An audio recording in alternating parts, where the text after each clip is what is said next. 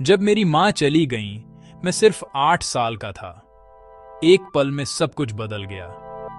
घर एकदम ठंडा और सुनसान हो गया, जैसे सारी हंसी और ममता माँ के साथ चली गई हो। हर सुबह मैं उनकी आवाज, उनके नर्म हाथों का इंतजार करता, पर अब सिर्फ सन्नाटा मिलता। पापा अपनी परेशानी को काम और जल्दी जल्दी खाने में छुपाने की कोशिश करते थे, लेकिन उनकी लाल भीगी आंखें सब कुछ कह देती थीं, चाहे वो मुझसे छुपाते रहें। मेरे खिलौने वैसे ही पड़े रहते, किताबें खुलती ही नहीं थीं। किचन में अब माँ की दाल या मेरे लिए बनी नरम रोटियों की खुशबू नहीं आती थी। मुझे उनकी कहानियां याद आती, और वो तरीका जिससे वो मुझे सुलाकर धीरे से कहती थीं, good night Rahul, I love you. अब घर अपना सा नहीं लगता था। मैं बहुत छोटा और खोया हुआ महसूस करता था। खिड़की से आती धूप भी अब फीकी और डरी हुई लगती थी, जैसे वो भी माँ के बिना डर गई हो। कभी कभी मैं उनकी पुरानी साड़ी को, जो अलमारी में रखी थी, पकड़कर उनकी खुशबू महसूस करने की कोशिश करता था, लेकिन जिंदगी रुकती नहीं। रिश्तेदार आए, धीमे सुर में आगे बढ़ने की बातें की, और एक दिन पापा ने बताया कि अब हमारे घर में कोई नया आने वाला है। उसका नाम था माया। मुझे फिर से माँ चाहिए थी, लेकिन डर भी था। क्या वो मेरी खाली जगह को समझ पाएंगी? माया आंटी बहुत धीरे धीरे हमारे घर आईं, जैसे कोई हल्की हवा। वो हमेशा मुस्कुराती थीं, उनकी आवाज बहुत मीठी थी। पहले ही दिन वो मेरी फेवरेट मिठाइयाँ लेकर आईं और मेरे पास बैठकर मुझसे स्कूल, दोस्तों और किताबों के बारे में पूछने लगीं। तुम मुझसे कुछ भी शेयर कर सकते हो बेटा, उन्होंने प्यार से मेरे बालों पर हाथ फेरते हुए कहा। शुरू में मुझे लगा शायद, बस शायद, वो माँ की कमी पूरी कर पाएंगी। वो हर रात मेरे लिए गर्म दूध बनाती और मुझे कहानियाँ सुनाती थीं। होमवर्क में भी मदद करती, उनका हाथ मेरे हाथ पर होता था। पापा भी थोड़ा खुश दिखने लगे थे। घर साफ रहता, खाना टाइम पर मिलता और माहौल थोड़ा हल्का लगने लगा था। कभी कभी माया हंसती और मुझसे मजाक करती, और मुझे लगने लगा कि मेरा परिवार फिर से पूरा हो सकता है। लेकिन इन मुस्कानों के बीच कभी कभी मैंने उनकी आंखों में एक अजीब सी चमक देखी। जब पापा पास नहीं होते थे, ये जल्दी गायब हो जाती थी, जैसे कोई परछाई। फिर भी मैं उन पर भरोसा करना चाहता था। मैं इस घर का हिस्सा बनना चाहता था। कुछ हफ्तों बाद सब बदलने लगा। जब पापा ऑफिस चले जाते, माया की आवाज बिल्कुल बदल जाती। वो मुझे बेटा कहना छोड़कर बस हुक्म देती, अपना काम करो, गड़बड़ मत करो। उनका लहजा सख्त और नजरें सख्त हो जाती थीं। उन्होंने मुझे कम खाना देना शुरू कर दिया। जब वो और पापा ताज़ा रोटियां और सब्जियां खाते, मेरी थाली में बासी रोटी या सिर्फ नमक चावल होता। अगर मैंने कुछ बोला तो कहती, यही काफ़ी है तुम्हारे लिए, लालची मत बनो। मैं हमेशा भूखा रहता, क्लास में पेट में आवाज़ आती रहती थी। कभी कभी माया छोटी छोटी बातों पर मुझे मार देती। पानी गिरा देना, दरवाज़ा बंद करना भूल जाना, या होमवर्क टाइम पर न करना।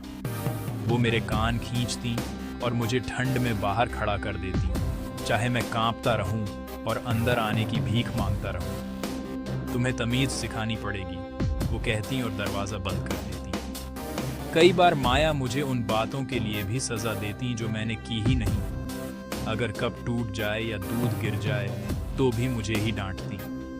वो मुझे बेकार और बोझ कहती। मैं खुद को अदृश्य महसूस करता था, बस चाहता था कि कोई मेरी तकलीफ देखे। रातें सबसे मुश्किल हो गई थीं। मैं बिस्तर पर लेटा रहता, घर की आवाजें सुनता, माया के कदम, घड़ी की टिक टिक और अपनी धीमी सिसकियां। मुझे सोने से डर लगता था, अगले दिन का डर सताता था। मेरे सपनों में मेरी असली माँ आती थी, मुझे बुलाती थी, लेकिन मैं उन्हें छू नहीं पाता था। स्कूल में मैं चुप रहता। दोस्त खेलते, हंसते और टिफिन शेयर करते, लेकिन मैं अपना दर्द और टूटा दिल छुपा लेता था।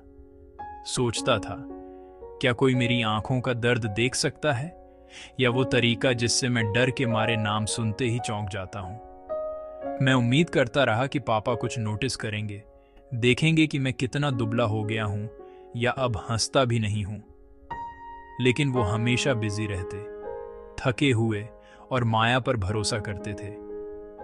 हर शाम मैं कोशिश करता कि उनसे अकेले में बात कर सकूं, लेकिन माया हमेशा पास ही रहती, सुनती रहती।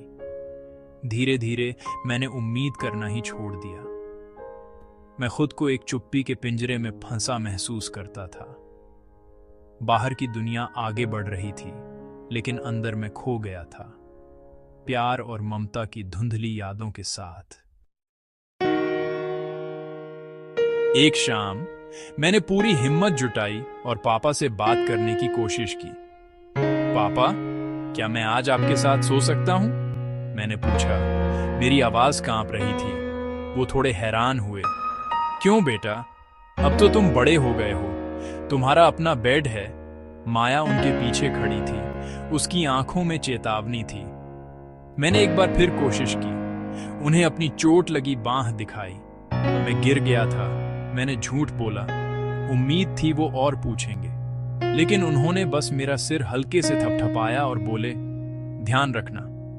जब भी मैंने कुछ बोलने की कोशिश की, माया ने कोई ना कोई बहाना बना लिया। कभी चाय देने का, कभी डिनर के लिए बुलाने का, या अपनी ही परेशानी सुनाने का। जब पापा ऑफिस जाते, मैं खिड़की से उन्हें देखता रहता। चाहता था कि वो पलटें, मेरी आंखों के आंसू देखें और मुझे अपने साथ ले जाए। एक बार मैंने एक चिट्ठी लिखी और चुपचाप उनके तकिए के नीचे रख दी, लेकिन माया ने वो पहले ही ढूंढ ली। उस रात उसने मेरे सामने ही चिट्ठी फाड़ दी और धीरे से बोली, अगर एक भी शब्द बोला तो पछताओगे। धीरे धीरे उम्मीद और छोटी होती गई। मेरे पापा मेरी आखिरी उम्मीद, मेरी तकलीफ देख ही नहीं पाए। मुझे लगने लगा कि मैं सच में अकेला हूं। एक दोपहर पापा ऑफिस से जल्दी घर आ गए। उनकी कार का दरवाजा जोर से बंद हुआ, लेकिन माया ने नहीं सुना। वो मुझ पर चिल्ला रही थी, उसकी आवाज एकदम चुभने वाली थी। तुमसे कुछ भी ठीक से नहीं होता, तुम बेवकूफ हो।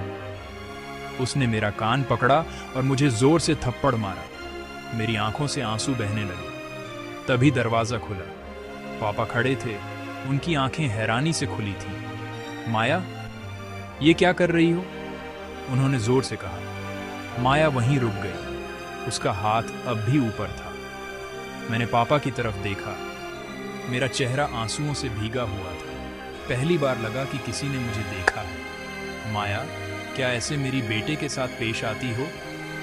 पापा की आवाज गुस्से से कांप रही थी। माया हकलाते हुए बोली, वो झूठ बोल रहा है समीर, ये बहुत परेशान करता है ये। लेकिन पापा ने बीच में रोक दिया। बस, मैंने सब देख लिया। राहुल, इधर आओ। मैं भागकर उनके पास गया, उन्हें कसकर